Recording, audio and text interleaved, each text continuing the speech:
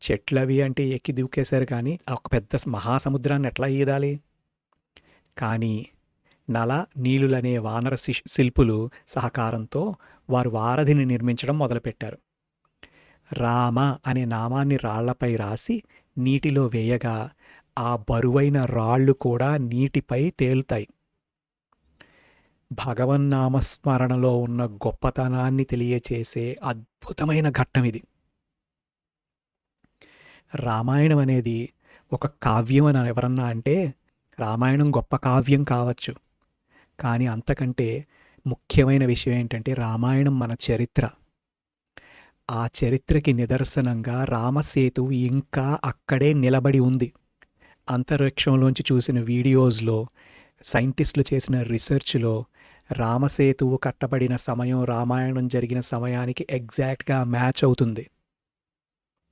దానికి నేను ప్రత్యేకంగా వివరాలు వీడియోలు ఏమి ఇక్కడ ఇవ్వక్కర్లేదు, మీరు వెళ్ళి గూగుల్లో టైప్ చేస్తే తెలిసిపోతుంది.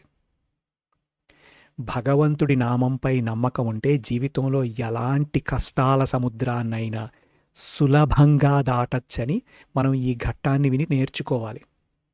అందుకే తులసీదాస్ గారు ఈ శ్లోకం ఇచ్చినప్పుడు ఈ ఒక్క శ్లోకం చదవడం వల్ల ఎలాంటి కష్టాల నుంచైనా గట్టెక్కచ్చు అనే భావనతో చదవమని బోధించారు మనకి. ఇదేంటి రామాయణం అంతా అయిపోతుంది, ఇంకా హనుమంతుడి వారి ప్రవేశం అవ్వలేదని అనుకుంటున్నారా? ఇప్పుడు ఆయన గురించేనండి. హనుమంతుడు లేని రామాయణాన్ని ఊహించగలమా?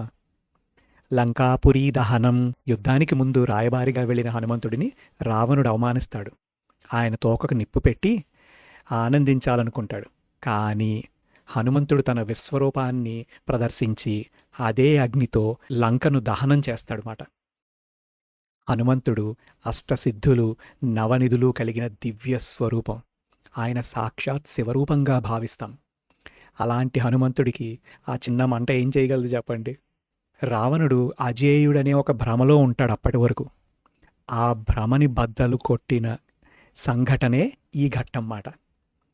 అహంకారంతో నిర్మించుకున్న బంగారు సామ్రాజ్యాలను కూడా భక్తి ముందు బూడిదవుతాయి అని చూపించే ఒక అద్భుతమైన మెసేజ్ ఇందులో ఇమిడి ఉంది.